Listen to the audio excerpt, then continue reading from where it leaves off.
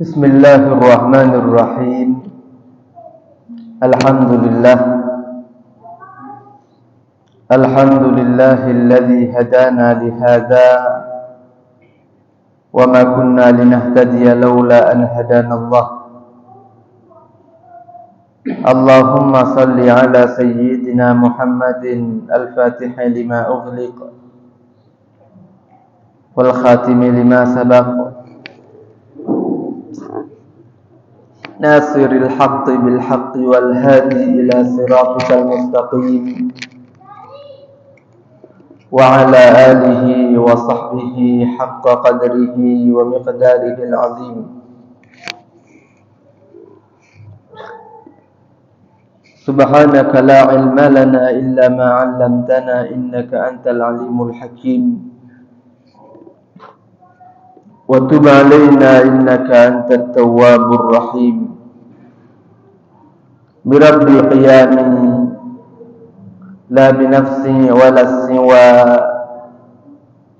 fa syukri lahu subhanahu wa thana'i. Assalamu alaikum warahmatullahi wabarakatuh.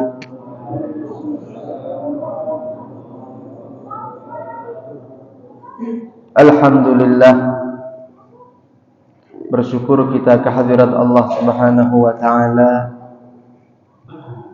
yang masih memperkenankan kita untuk sama-sama berkumpul karenanya, untuk menimba ilmu-ilmunya, mengkaji isi kitab sucinya, serta mentelaah apa-apa yang sudah dititipkan oleh Rasulullah sallallahu alaihi wasallam di dalam hadis-hadisnya daripada ilmu-ilmu yang akan membuat kita menjadi orang-orang yang selamat di dunia, juga selamat di akhirat. Mari kita hadiahkan salawat serta salam kepada junjungan agung kita, Nabi besar Muhammad sallallahu alaihi wasallam, dengan salawat yang insyaallah nanti di akhirat beliau akan memberikan kepada kita semua syafaat daripadanya. Amin Allahumma amin. Hadirin rahimakumullah,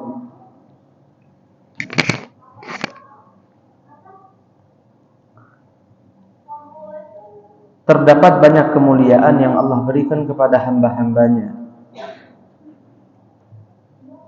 yang mana dengan kemuliaan-kemuliaan tersebut mereka menjadi orang yang selamat. Ada di antara hamba yang Allah muliakan dengan hati yang bersih. Hatinya bersih, tak ada iri kepada siapapun, tak ada benci kepada siapapun, tak gampang marah meskipun terkadang dibuat marah, tidak pernah mau membenci walaupun terkadang dia punya alasan untuk itu. Ketika dia beribadah, tidak sulit hatinya untuk berikhlas atau tulus karena Allah di dalam ibadahnya. Itu orang hatinya bersih. Itulah yang kita maksud kemuliaan dari Allah, yang tentu itu sangat besar. Karena kebersihan hati adalah syarat untuk orang-orang yang ingin memasuki surganya Allah, agar bisa benar-benar memasukinya. Ada lagi sebagian orang yang lain Allah muliakan dengan al-akhlaqul karimah. Allah beri sejak dia lahir sampai dia dewasa, sudah bawaan lahirnya dia punya akhlak dan etika yang baik. Nah, itulah kemuliaan juga yang Allah berikan kepada Rasulullah sallallahu alaihi wasallam. Wa innaka la'ala khuluqin 'azim. Di saat banyak orang tidak gampang untuk menerapkan akhlak yang tinggi, ada sebagian orang pilihan Allah seakan-akan al-akhlaqul karimah itu sudah mendarah daging di dalam diri mereka. Ada lagi orang yang Allah muliakan dengan ilmu. Maka orang tersebut berdakwah dengan ilmu yang dia miliki dan dia pun mengamalkannya. Itu pun kemuliaan dari Allah. Ada lagi sebagian orang yang Allah berikan kelebihan harta. Yang subhanallah dengan hartanya dia berdakwah, berjihad di jalan Allah dengan infak-infaknya. Nah, itulah kelebihan dirinya. Ada lagi sebagian orang yang lain yang Allah berikan, kalau bicara pasti jujur, tidak pernah bohong, sama sekali. Itu kelebihan dirinya. Ada lagi sebagian orang yang Allah beri di dalam dirinya mudah untuk membantu orang lain. Kerjanya bantu orang, rela capek, mau korbankan waktunya, mau korbankan tenaganya untuk bantu orang lain. Ada orang-orang yang seperti itu. Kalau ada sibuk-sibuk, oh dia pasti nomor 1 paling depan, paling banyak kerja. Kadang orang-orang yang semacam ini terkadang tidak terlalu dihargai betul kerjanya. Kenapa? Ya pakai otot. Beda kalau orang itu memberikan pengaruh dengan hartanya, itu lebih dihormati. Orang yang memberi pengaruh dengan tenaga, kadang-kadang tidak dianggap seperti yang pertama tadi, biasa. Tapi itulah kelebihan dirinya. Yang mana kesimpulannya, setiap orang itu biasanya ada kelebihan, itu saja. Tidak ada orang yang nol, tidak ada apa-apanya, buruk-buruk katimbean, itu. Tidak. Semua orang pasti ada kelebihan di dalam dirinya. Tidak ada yang tidak, karena Allah itu Maha Adil. Terkadang itu saja. Ada yang menyadarinya, ada yang tidak. Ada yang menghargainya, ada yang tidak. Tinggal kita periksa di dalam diri kita ada yang mana. Apakah kita termasuk orang yang Allah berikan kebersihan hati yang hebat? Atau Allah beri kepada kita kelebihan ilmu yang banyak? Atau Allah beri kepada kita akhlak yang baik sejak kita beranjak dewasa, bawaan lahir bahasanya itu. Qul kullu ya'malu ala syakilatih. Masing-masing dari tiap-tiap yang kita sebut tadi adalah hanya masing-masing untuk mengabdi kepada Allah dengan keahliannya. Qul kullu ya'malu ala syakilatih.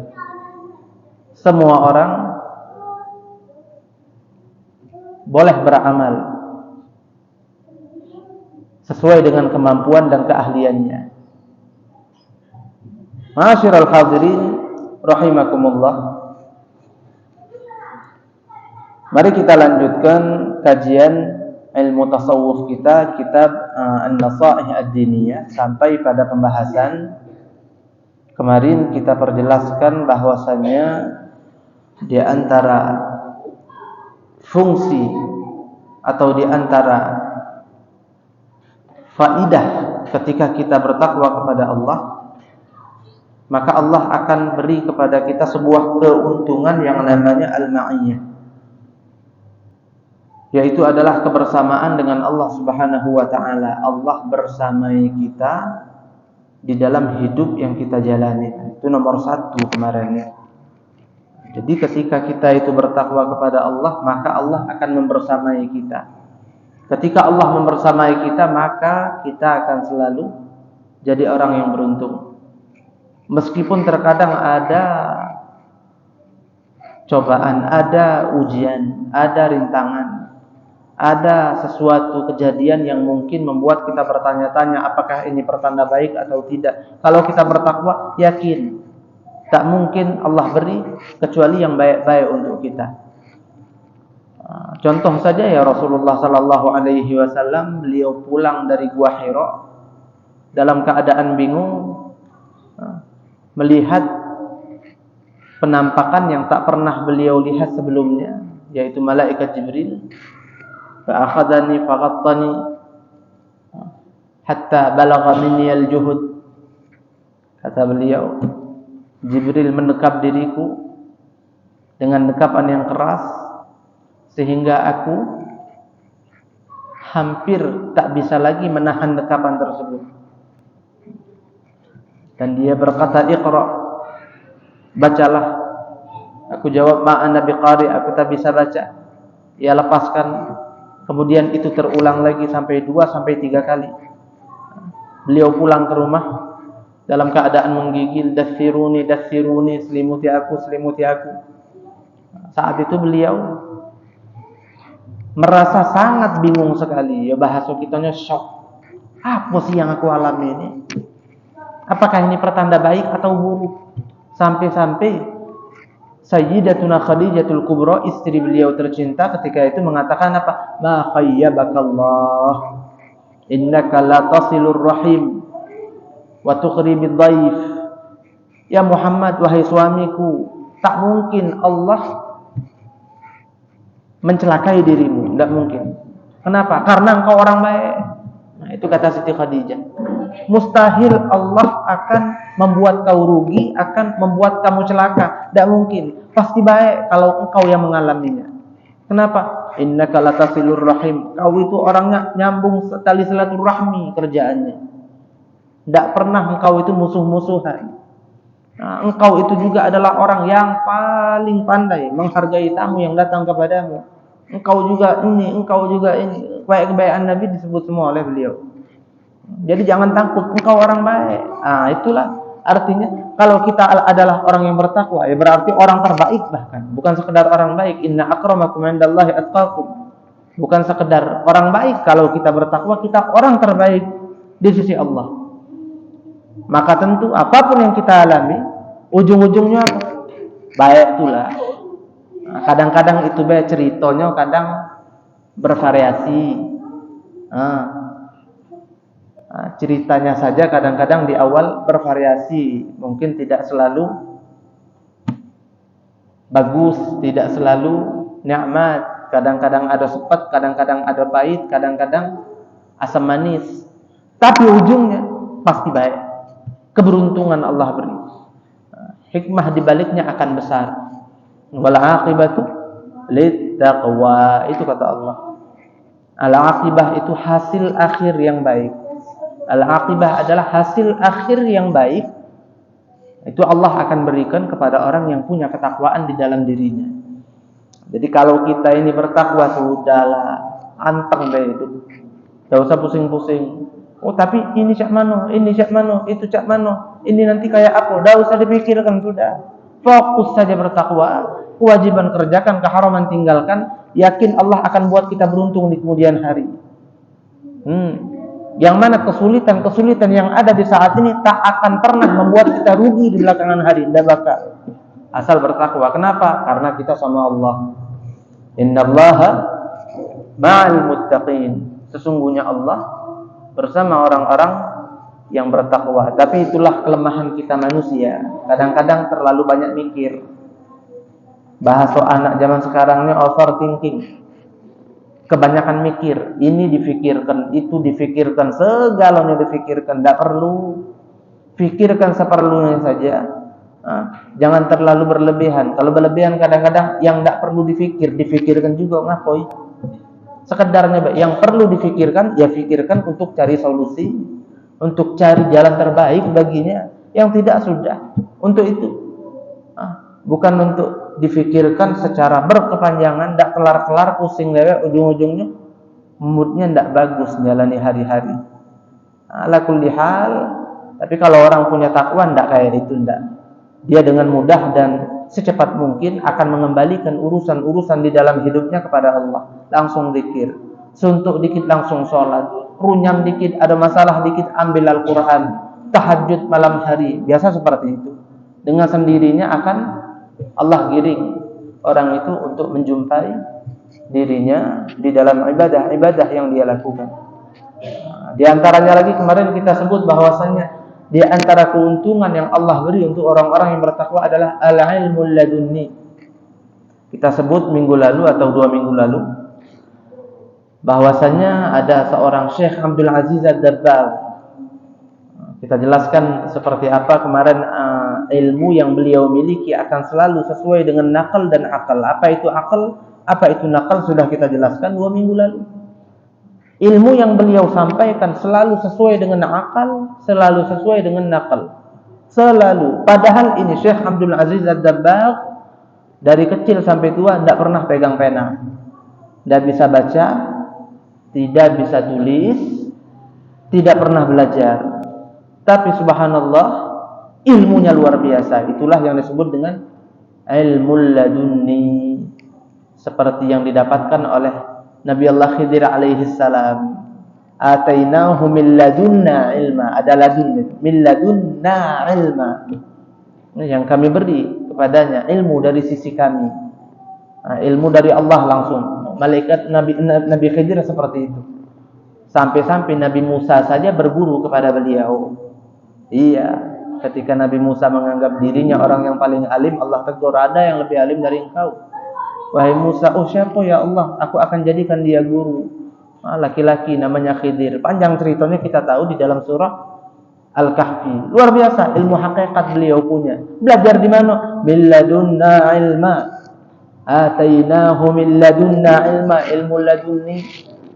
Ilmu ladunni di dalam Al-Quran. Wattaqullah wa yu'allimukumullah. Ini dalil bahwasanya orang yang bertakwa kepada Allah, Allah akan berikan kepadanya al-ilmu ladunni. Orang ketika Allah cintai dirinya gara-gara kesolehannya, ketaatannya, ibadah yang dia lakukan dan lain sebagainya, kebersihan hatinya, ketulusan niatnya, akhirnya Allah cinta kepada orang itu, Allah akan jadikan orang tersebut menjadi wali baginya. Itu wali itu bahasa Al-Quran itu. Kalau orang-orang yang tidak sejalan dengan kita dengar kalimat wali itu agak sedikit kurang senang. Padahal dalam Al-Quran ada ala inna awliya Allahi la khawfun alaihim wa lahum yahzanun. Awliya kata jamak daripada wali. Wali itu orang yang dekat sekali dengan Allah karena dia sangat hebat ibadah dan kebersihan hatinya dan lain sebagainya. Ala kulli hal mattakhadallahu waliyan jahila. Allah itu tak mungkin jadikan orang yang bodoh menjadi walinya, tidak bakal. Idza takhadahu 'allamahu. Tapi kalau ada orang yang tidak alim, namun karena kebersihan hatinya, kehebatan ibadahnya, ketulusan niatnya, ketawaduan dirinya, lama-lama Allah jadikan dia wali. Tapi tidak punya ilmu, 'allamahu. Maka orang tersebut Allah jadikan wali baginya dan Allah akan berikan kepadanya ilmu dari sisinya. Itulah al-ilmun ladunni. Apa caranya? Takwa kepada Allah. Naam. Wattaqullah wa yu'allimukumullah. Jadi orang kalau bertakwa itu tidak perlu pusing hidup. Wong ini zaman sekarang di akhir zaman, apalagi zaman medsos ini, banyak yang pening palanya. Iya. Kenapa? Karena dorongan hawa nafsu yang manusia miliki di akhir zaman ini itu jauh-jauh lebih dahsyat, lebih hebat ketimbang orang-orang dulu. Ngapo? Banyak jingoan. Muka aplikasi kuning bae juga barang-barang macam-macam. Pengen beli ini, pengen beli itu, pengen galau, duitnya dak kate. Pening pala dia. Lapar mato. Iya, belum lagi lihat orang, si anu beli kendaraan baru, si anu renovasi rumah dari 2 lantai jadi 10 lantai misal. Lah pengen pulo, si anu beli ini, si anu pergi ke sana ke sini, jalan-jalan sama keluarganya. Si anu seperti ini, dilihat galau-galau, hasrat hatinya akan bergejolak. Pengen juga, cuma ndak pacak, mulai sedih, pusing. Dia ngapain nak pusing-pusing? Hal itu tidak ada yang wajib untuk kita gapai. Kewajiban kita bukan itu. Kewajiban kita ya kita tahu apa saja itu. Kerjakan sebaik-baiknya. Fokus nikmati. Nanti semua Allah beri pada waktunya. Apapun itu, kalau memang belum tanggalannya, sekuat tenaga lah kita ngebesnya, ngubernya, ngejernya, tidak bakal dapat. Tapi kalau sudah tanggalannya, sesantai apapun kita, dia akan datang menghampiri. Jadi jangan kita pusing-pusing, jalan hidup santai. Enjoy juangnya. Iya, santainya, santai yang memang syar'i. Bukan santai-santai artinya malas, bukan, tidak. Kita jalani hidup dengan cara yang ideal, santai saja, tidak perlu terburu-buru. Yang penting kewajiban-kewajiban semua kita kerjakan, keharaman-keharaman kita tinggalkan. Allah akan rapikan hidup kita karena kita punya takwa kepadanya. Ma'asyiral hadirin rahimakumullah, orang yang hidupnya paling rapi itu orang yang punya takwa, tidak ada yang lain. Kalau orang tidak bertakwa, dalam artian ada sebagian keharaman terkadang masih dia lakukan, itu tidak bakal rapi-rapi hidupnya. Tidak bakal. Sepintar apapun otaknya, sekuat apapun tenaganya dan kemampuannya untuk menggapai apa yang dia mau, tetap tidak bakal rapi hidupnya. Ma'asyiral hadirin rahimakumullah. Nah, di sini ada lagi keberuntungan yang Allah akan berikan kepada orang-orang yang bertakwa kepadanya. Apa itu? Al-Furqan wa indal ishtibah. Kemampuan untuk membedakan mana yang baik, mana yang buruk ketika dihadapkan kepadanya sesuatu yang orang lain bingung menentukannya. Mana yang bagus, jadi nomor 1 apa nomor 2 apa nomor 3? Misal mana yang bagus? Nomor 1, nomor 2 apa nomor 3? Apa dulu barangnya? Barangnya apa dulu? Iya, barangnya itu apa dulu? Nomor 1, nomor 2, nomor 3 itu yang mana yang bagus? Barangnya dulu apa dia? Kalau hadiah 3 lebih bagus daripada 2. Ngapa lebih banyak? Nah, tapi kalau sesuatu yang negatif, ya 1 lebih bagus. Kenapa? Lebih dikit negatifnya. Kalau pilih-pilih presiden, ada nomor 1, ada nomor 2, nomor 3. Yang mana lah yang bagus, dipusing. Caknya bagus galo 3 nih. Ada kelebihan galo masing-masing. Misalnya pusing. Tanyakan kepada orang yang punya takwa. Siapa yang punya takwa itu?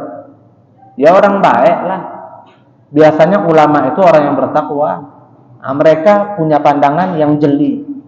Kenapa? Mereka punya takwa. Allah berikan al-furqan. Dari kata-kata faraqa yafraqu atau farraqa yufarriqu tafriqan. Bisa membedakan mana yang baik, mana yang kurang baik, mana yang buruk, mana yang buruknya lebih sedikit, lebih minim. Nah, itu dia. Makanya kalau kita bingung menentukan sesuatu, deketin ulama, tanya.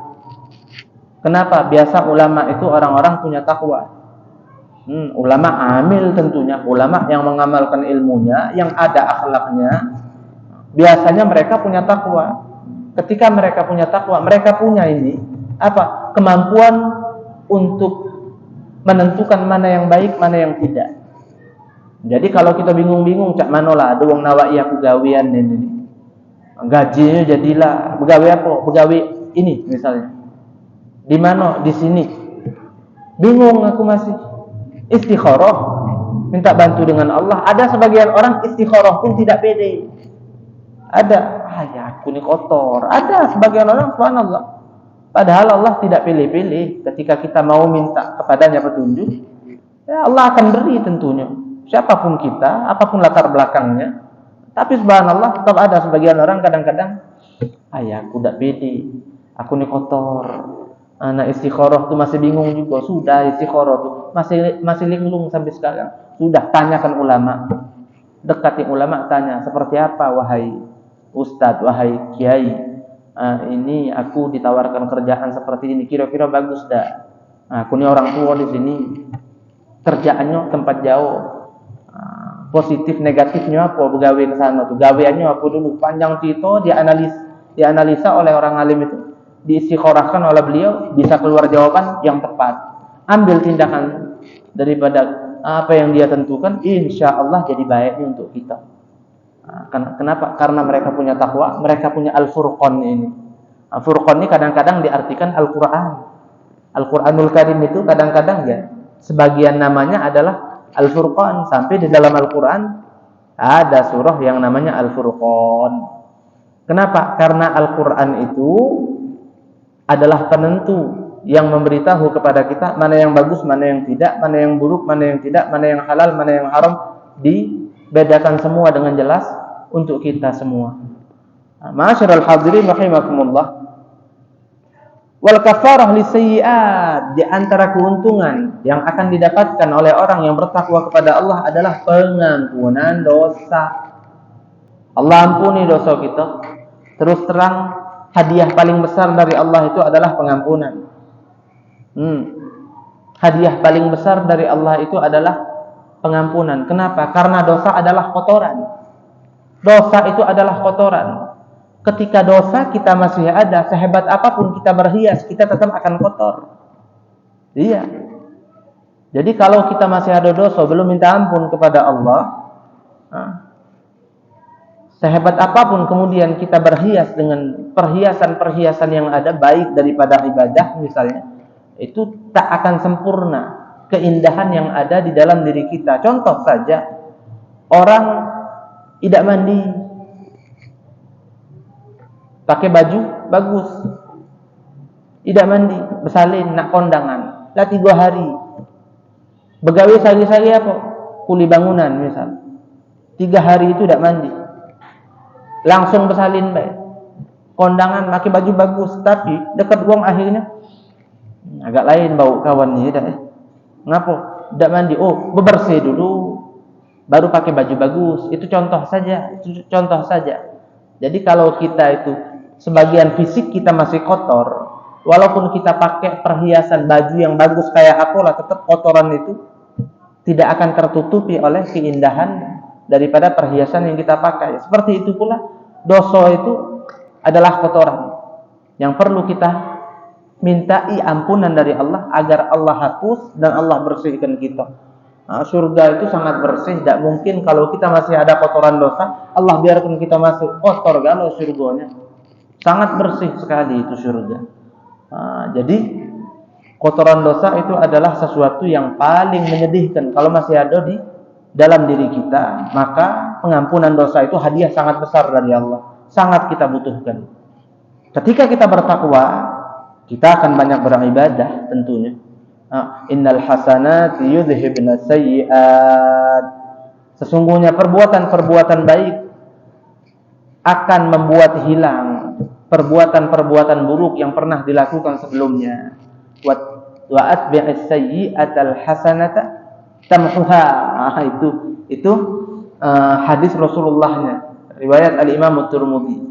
Susulkanlah perbuatan buruk yang pernah engkau lakukan dengan perbuatan baik, maka niscaya perbuatan baik itu akan menggugurkan dan menghilangkan daripada perbuatan-perbuatan jahat yang pernah engkau lakukan sebelumnya. Jadi kalau kita ibadah, kita bertakwa kepada Allah, maka Allah akan ampuni dosanya kita. Wal maghfirah minadz dzunub, sama al-kafarah lisayyi'at wal maghfirah minadz dzunub. Qala Allah Ta'ala, dalilnya apa? Bahwa orang yang bertakwa akan Allah jadikan mampu untuk membedakan mana yang baik, mana yang buruk, dan Allah akan ampuni dosanya. Apa dalilnya? Terdapat di dalam surah Al-Anfal. Ya ayyuhalladzina amanu in tattaqullaha yaj'al lakum furqana wa yukaffir 'ankum sayyi'atikum wa yaghfir lakum wallahu dzul fadlil 'azim. Wahai orang-orang yang beriman, jikalau kalian bertakwa kepada Allah, maka Allah akan jadikan, Allah berikan untuk kalian furqan. Apa furqan? Kemampuan untuk menganalisa mana yang baik, mana yang buruk. Dan Allah akan ampuni keburukan-keburukan kalian dan dosa-dosa kalian. Ini jadi dalil bahwa orang yang bertakwa Allah akan beri kedua hal tadi. Di akhir zaman, subhanallah, terkadang kita bingung membedakan mana yang baik, mana yang buruk. Jadi ini sangat kita butuhkan ini. Iya. Yang baik dianggap buruk, kadang-kadang yang buruk dianggap bagus. Banyak kan? Kita lihat di medsos kadang-kadang. Berbagai macam framing yang diberikan kepada hal-hal yang baik, tapi framingnya jelek. Sampai-sampai ada yang menganggap bahwasannya bagi waris secara Islam tidak baik. Jadi dia menganggap hal yang sudah Allah tentukan itu tidak baik. Ngapa? Tidak adil. Masa wanita separuh jatah laki-laki, yang laki-laki 2 kali lipat lebih banyak? Tidak adil. Tidak cocok, tidak akor ini. Tidak tepat ini, padahal dari Allah. Sehingga apa? Ya, itu artinya dia bilang itu negatif, itu tidak baik. Padahal dari Allah itu tidak ada yang tidak baik. Allah tentukan hukum ini soalnya. Hukum dari Allah dibilang tidak baik. Cak mana ceritanya? Saking sudah buta mata hati kita yang hidup di zaman ini, yang sudah Allah tentukan daripada hukum, kadang-kadang dibilang kurang cocok aku, kurang bagus ini, kurang adil, tidak adil ini. Iya, tidak bisa membedakan lagi sampai yang dari Allah yang pasti baik dibilang kurang sesuai. Sesuatu yang tidak baik jelas-jelas malah ada yang dukung. Ya, LGBT itu luar biasa. Apa dia alasannya? Kebebasan berekspresi. Tidak tahu lagi singgahnya otak di mana. Yang kayak itu, yang jelas-jelas baik, buruk. Lagi kadang-kadang dah kejingoan, wong buruk itu di mana? Bagus ini nih, kebebasan berekspresi. Buton nih itu. Iya, apalagi yang syubhat. Syubhat artinya yang tidak jelas, abu-abu. Ini baik apa tidak yang kita jelaskan dari tadi. Yang jelas-jelas buruk, kadang-kadang dipandang bagus. Ada lembaganya, didukung. Sampai-sampai konsernya rame, 11 juta lagi dibeli uang tiketnya. Ya salam. Dahsyat. Sebagian aulia luar biasa. Disebutkan di sebagian kitab-kitab salaf, kitab-kitab turas, bahwasannya saking Allah itu memberikan Al-Furqan ini kepada mereka, sebagian mereka itu pada tahu mana makanan halal, mana haram. Kalau kita bisa tahu juga, tapi kalau fisiknya kelihatan mana yang daging BABI, mana yang daging SAPI, mana yang daging BABI, mana yang daging sapi, jelas di menu tinggal kita lihat kalau masuk restoran. Ini BABI, ini haram, ini jelas ini. Memang gampang dibedakan, sudah jelas. Ini misal ada satu mangkuk daging sapi, satu mangkuk lagi daging sapi, sama-sama sapi, sama-sama halal. Cuman yang satu hasil mencuri, yang satu hasil beli. Yang satu curian, yang satu belian. Hasil ngebeli tadi, daging sapi dari pasar beli, halal jelas. Daging sapi satu piring lagi ini ada, halal juga, ya halal juga, tapi boleh maling, haram. Nah, mana nak medaknya gitu? Kalau tidak tahu ceritanya, disodorkan ke kita. Nah, ini daging sapi sepiring, ada sepiring lagi daging sapi lagi. Daging sapi ini halal kalau. Cuman gara-gara yang satu hasil mencuri, yang satu hasil membeli, satu haram, satu halal. Kalau tahu ceritanya, tahu hukumnya. Kalau tidak tahu, mana nak tahu? Tidak tahu halal kalau daging sapi, laju lantak kita makan, iya, mumpung gratis. Sebagian aulia bisa tahu. Dari mana? Itu daging ngomong, ya Syekh, ana masruq, haram, la ta'kulni. Wahai Syekh, aku ini curian, jangan kamu makan aku. Tinggal makan, daging itu ngomong. Ada yang seperti itu, kisah para salaf. Furqan Allah beri kepada mereka. Luar biasa. Nah, seperti Rasulullah Sallallahu Alaihi Wasallam ingin makan daging, bukan haram, bukan, tapi ada racunnya. Ya Rasulullah, ana masmum, la ta'kulni. Ya Rasulullah, aku ini beracun, jangan makan aku. Nah, kira-kira seperti itu. Itu mukjizat bagi Nabi. Yang tadi karomah bagi wali. Kaidahnya apa? Sesuatu yang boleh jadi sebagai mukjizat bagi Nabi, itu pun boleh terjadi sebagai karomah untuk para aulia atau umatnya Rasulullah Sallallahu Alaihi Wasallam. Dalam hadis, ya hadisnya hadis bukan hadis sahih. Ada yang bilang kalau tidak salah maudhu sampai ala kulli hal. Ada riwayatnya, yang penting kita sampaikan dulu. Bahwasannya ulama ummati anbiya Bani Israil. Ulama-ulama dari kalangan umatku itu sama seperti nabi-nabi yang ada di kalangan Bani Israel. Itu kata Rasulullah. Jadi ulama atau aulia yang ada pada zaman atau umat Rasulullah itu hebat. Allah berikan kemuliaan-kemuliaan yang kadang-kadang di luar nalar. Ala kulli hal, mereka punya takwa, Allah beri furqan ini kepada mereka. Ya ayyuhalladzina amanu in tattaqullaha yaj'al lakum furqana wa yukaffir 'ankum sayyi'atikum wa yaghfir lakum wallahu dzul fadlil 'adzim. Wa min dzalika an-najatu minan nar. Ini mungkin kita cukupkan sampai di sini. Di antara kemuliaan yang Allah akan beri untuk orang-orang yang bertakwa kepadanya adalah an-najatu minan nar, keselamatan dari azab api neraka. Ayatnya apa? Qala Allah Ta'ala, wa in minkum illa wariduha kana 'ala rabbika hasman maqdiyya thumma nunajjil ladzina ittaqaw wa nadharu adh-dhalimina fiha jithiya wa yunajjil Allahu alladhina ittaqaw bimafazatihim la yamassuhumus suu' wa la hum yahzanun. Sudah masuk waktu Isya sebentar lagi, insyaallah akan kita lanjutkan pada perjumpaan yang akan datang. Kesimpulannya, setelah dua keberuntungan yang Allah beri kepada orang-orang yang bertakwa kepadanya kita jelaskan 2 minggu lalu, hari ini kita jelaskan 2 lagi. Yang pertama adalah Al-Furqan, yaitu adalah kemampuan untuk membedakan mana yang baik, mana yang buruk, mana yang haram, mana yang halal. Satu lagi Maghfirah, akan mendapatkan pengampunan dari Allah Subhanahu wa Ta'ala. Masih banyak lagi akan kita lanjutkan pada perjumpaan yang akan datang biidznillah Ta'ala. Intinya, orang punya takwa adalah orang-orang yang akan Allah buat hidupnya penuh dengan keberuntungan. Jadi PR kita, tugas kita untuk meningkatkan ketakwaan kepada Allah. Biasa, yang namanya jatuh bangun itu biasa. Jangankan untuk dapat surga, jangankan untuk dapat surga, untuk dapat harta saja jatuh bangun ada.